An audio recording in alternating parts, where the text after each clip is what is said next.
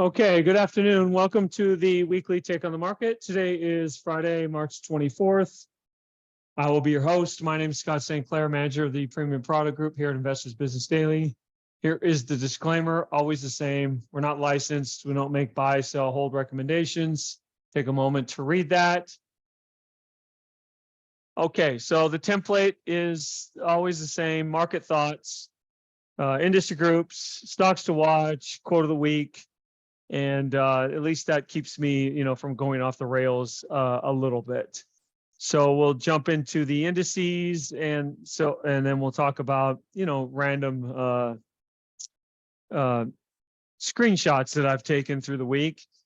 I think this was Fidelity. I apologize to the source. Not my intention to pretend this was mine. I did not create this, but you can see the tightening path that we're on.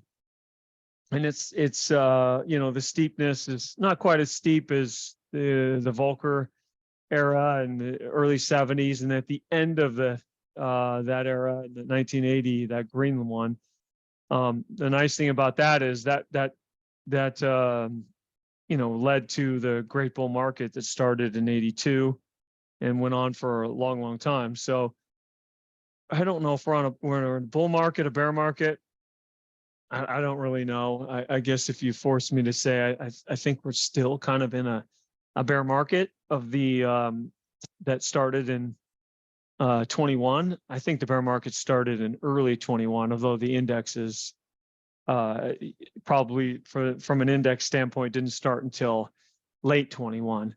So, we're working on, if you start it where I started it, really was when ARK topped and some of the mutual funds topped, and I can show ARK, but we're over 2 years into it. So it's a pretty good bear market from a timing standpoint. They either wear you out or scare you out. Now it hasn't gone down that much from an index standpoint, but I promise you it's been scary enough for most people with individual stocks. There's been a lot of 80%ers down and since the bull market started. So I'm hopeful that one day we can stop thinking about the Fed. It's not my favorite thing to think about, CPI, PPI, and what's Janet Yellen going to say, and Fed days and things like that. I'd like to just stop thinking about that, but it is what it is. It's part of the process. So you have to kind of keep it as one of the things that you're aware of, at least. The discount window borrowing, I thought this was interesting from Zero Hedge. The huge, massive spike that we've seen. A lot of the banks are distressed. They have duration risk. Even Charles Schwab seems to have duration risk.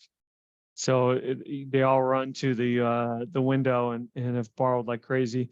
It's both good and bad. You kind of, fill in your hole on your balance sheet a little bit, but it also sends a kind of a negative message to the market if you're one of those companies that did that. But you can see how it was the great financial crisis, then COVID, and now, currently what we're going through. But the indexes have kind of shrugged off the problems so far. So it's a real tug of war between how bad things seem. Had a couple banks go away. Charles Schwab has issues. Capital One, Deutsche Bank. A lot of things out there. Commercial real estate. A lot of things to worry about. But yet the averages aren't going down. We're not making lower lows. So that's a little bit encouraging. Partly why we're not making lower lows is because the components of the averages are so large. Sorry, this is my second recording of this, and I wanted to make sure they didn't post the first one I did because I had the screen on pause. Anyways, so my colleague is laughing at me because I seem to do that almost every time. So that the components of the NASDAQ, you have 8 stocks, 7 companies in essence, and you're looking at roughly 51% of the index. is in these stocks. So if Microsoft, if Amazon, if Nvidia, which has been acting great, even Tesla is holding up pretty well. Meta looks good. So they're going to keep the averages up. I think Apple and Microsoft make up 13.3% of the S&P. I saw that stat today. So 500 stocks, two of them make up 13% of the index. I think that's a record for sure since the index was created. So how, I don't know. There's no. I know how this ends. I don't think this ends good for these types of stocks, but that doesn't mean it ends tomorrow, next week, next month, or even next year. It's been going on for a long time. It's the indexes have been top heavy for a long time, and it's just getting more and more top heavy. Okay, well, let's jump into the indexes before I go to the industry groups. Let's make sure I don't mess up the share. So here's the NASDAQ. And I don't know, it's just hard for me to be bearish on that chart.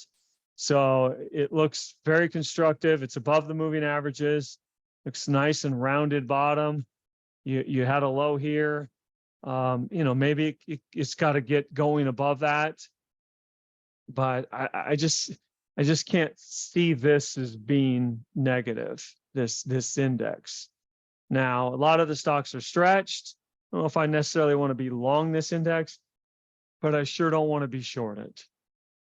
Let's go to the S&P. Not as strong as the NASDAQ, but not terrible either. I guess if it broke above that, but below the 50-day has a little bit more exposure to financials, right? And financials is where all the bodies are buried. The Dow, let's just use or the diamond is fine. And just a little different look below the moving averages. So not as good for sure, but not no lower low and way above these lows, right? So the NASDAQ is way above that low and way above that low, and it's possible. Let's hope that these are generational lows where we'll look back and this type of low, this type of low, this type of low, this type of low. It can take a while. Maybe it does this for a while before it makes new highs. I don't think new highs are in the cards by any means, but it's possible that that's some type of really long-term low. IWM, which is packed with banks, actually finally rallied today. So it had made a new low. It had undercut here, and but didn't make a new low. I mean, it actually closed blue, I should say. So every day the market discounts the fact that it knows some of these banks are in trouble, and as long as the market just kind of shakes it off, and it's okay with maybe they don't have to go away, but maybe their equities just do nothing for a long time, and it's just not a great place to be invested. And we'll get into the stocks like with Schwab and some of these others, but it could just be an area where you just don't want to be invested, but maybe the problems have come and gone. I wouldn't be buying bank stocks, that's for sure. What else do we have? Let's look at emerging markets. No, not terrible. Very similar to the Dow and or the S&P. And how about China, KWEB? Not terrible. So it's just a weird market. We really need the market to make a decision. Let's talk about gold a little bit too. I guess gold would be like an overall market thing. And if I go to the monthly, so this looks pretty bullish to me. This looks, I don't know, is there such thing as a 12-year cup with handle? Because if there is, then this is it. Now, I'm in gold, and I have been in gold off and on a number of years. I think as a general rule, I've probably made money in gold. I know in one time I made a lot of money in Kirkland Lake. KL was the ticker. But the problem with gold is I often found that right when it looked the best was the end of the move. So it looks really strong right now. So I'm wary. I'm wary that this is the end of the move. But I'm willing to take a shot just in case. You know, there's always the chance that it can get going, and anything at or near 52-week highs or at or near 3-year highs is intriguing to me. I think the asymmetry of something that's sitting at a price it's never traded at in a long time, maybe something has changed. So there's gold to for your consideration as well. Okay, so I think that's it for the indices. Again, I just think there's just not a lot there. It's I could make a case for both sides of the market. I do have some shorts, but very little. They're very asymmetric shorts. I think that these companies are acting like they're in trouble. So I'll either make a lot or I'm sitting on, you know, some gains. And if I'm wrong, then, you know, I'll lose a little because my size on the short side for these types of companies is very small, just in case. I don't like to, I like to shoot them in the back, so to speak, you know, so, and we'll talk about that when we get to stocks. Let's go to the industry groups. So metal, let me make sure that this is correct. I'm going to refresh this. Metal products, semiconductors, that's the best area. Yeah, ALGM, NVIDIA, ACLS, AEHR. I think Empower looks good. There's so many names in these areas that AMAT, AMD. So if we get a new bull market, I think it's fairly clear what's going to lead it, which is semis, which is good because there's a lot of potential merchandise in that area. Telecom, cable, leisure travel, booking, computer hardware. Let me pull this up a little bit.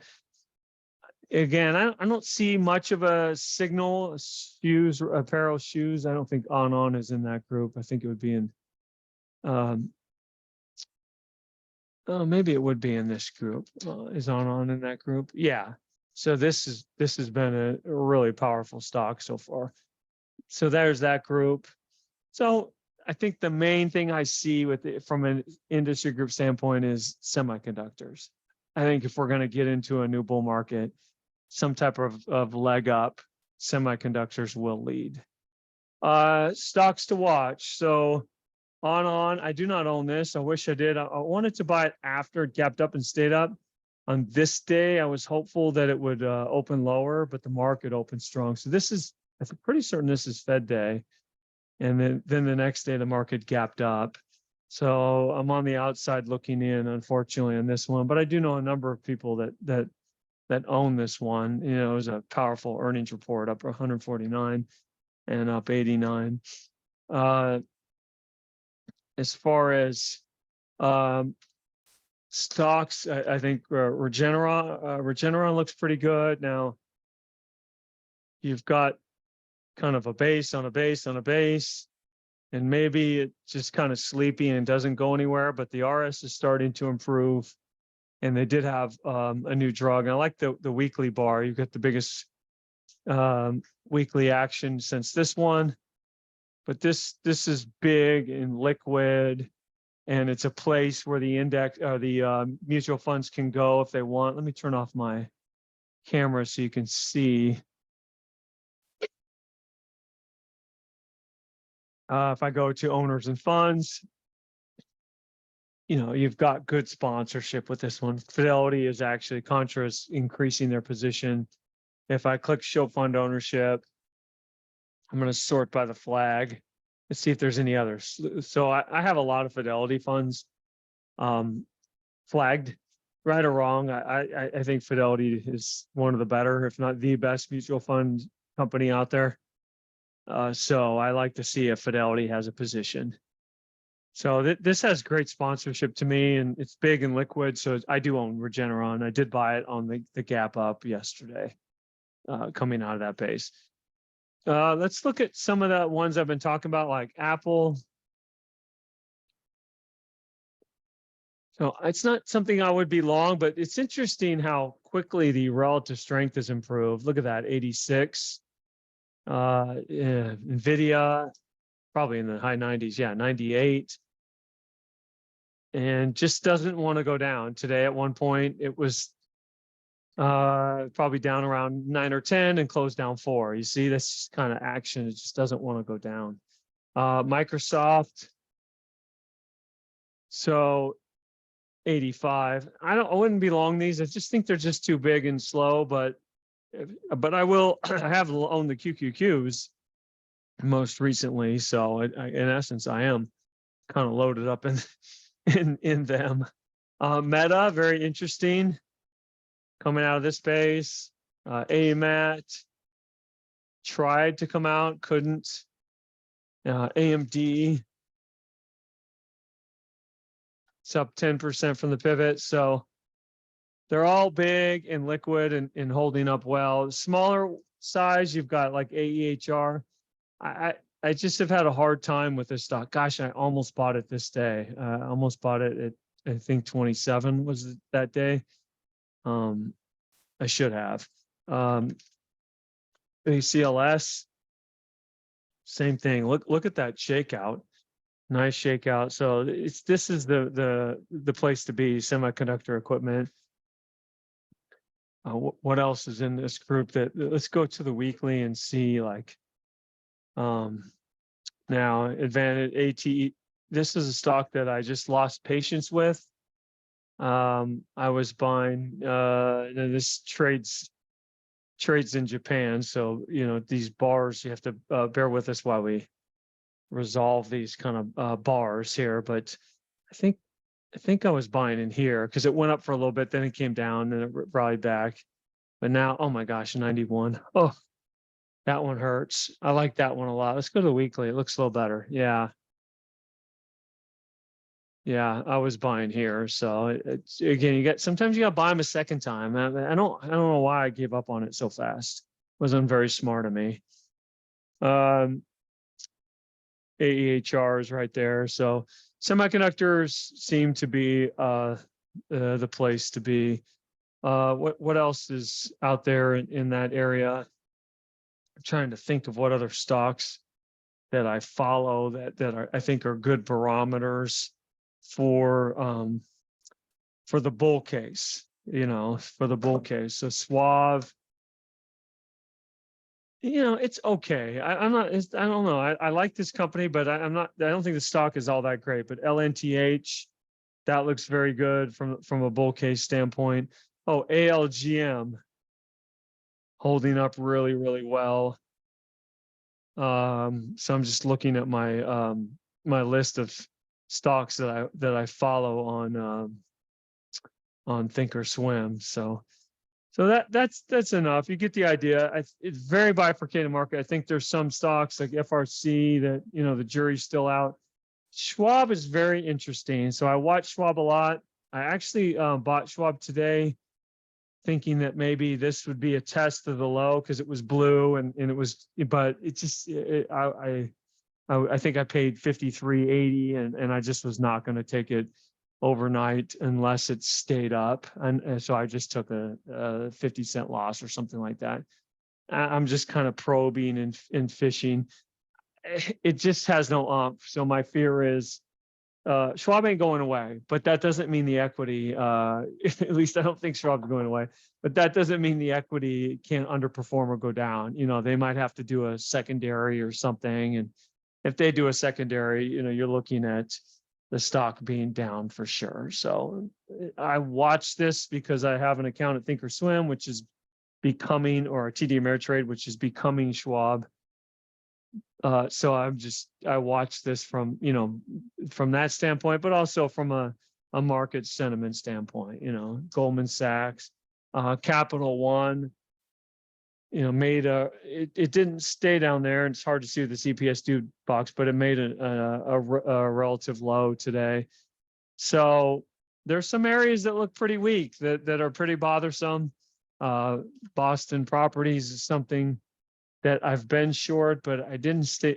I finally got out today. I don't know. It seems like it didn't go down today. It opened like down $1 and then rallied. So, but there's problems in this area. So there's it makes it tough. The market is tough. I just think it's a time where you want to be engaged a little bit just in case, but you don't need to be a hero, probably is the best way to put it. All right, so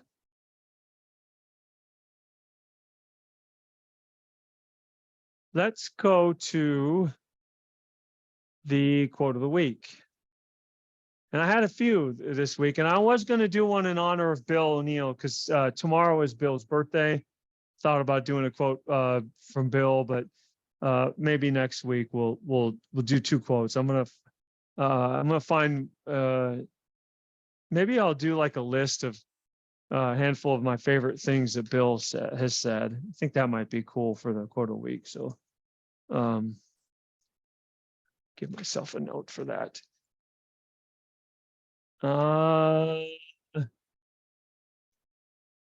Okay. Jim Leitner was on a podcast. I like Jim Leitner. I've listened to him on podcasts a number of times. I think he was featured in the book. It's either Invisible Hands or I don't think he was in Invisible Hands. He was in the other book. See, I apologize. I just all of a sudden it occurred to me. I can't see where that book is. But there's an author that wrote, I know it's the same author. He wrote Invisible Hands, and he has two books. So if you do a Google search or an Amazon search, search Invisible Hands and find the other book. I like Invisible Hands too, but there's two good books, sort of market wizards-ish, and Jim Leitner was in there. Anyways, I like to listen to him on podcasts. But he says, many of the macro traders I know are just too close to the screens. They trade too many times a year without having learned something new. I like that a lot. So it's not about how often you trade, but if you're just trading just to be trading. So it's okay, I think, to to make a decision to move on, to make a decision, move on. But hopefully there's a reason for it. Like you're learning something with that, learning something new, that there's some value add to each of those trades that you put on and or take off. I think it's more important actually constantly looking for ways to cut through the noise and find the signal. One of the important ways is reading constantly, asking your friends for input, etc. So, you talk to people, you read, you listen to podcasts. I find Twitter even honestly a tad bit valuable too. Now, Twitter is kind of extreme. Everybody is either, one end or the other. So take that for what it's worth.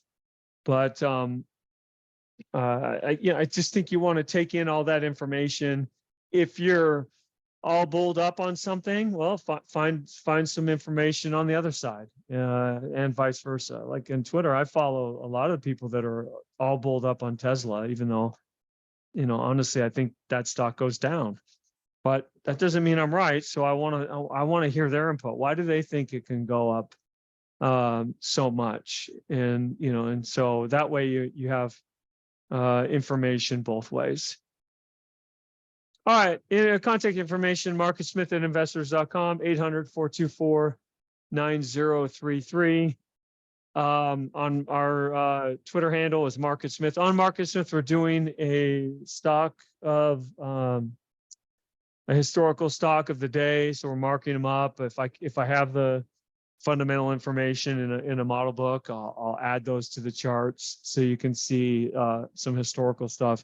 We'll do that every day for a month. I think we're like 5 days in. And then next week is the end of the month, so there won't be a Take on the Market on Friday the 31st.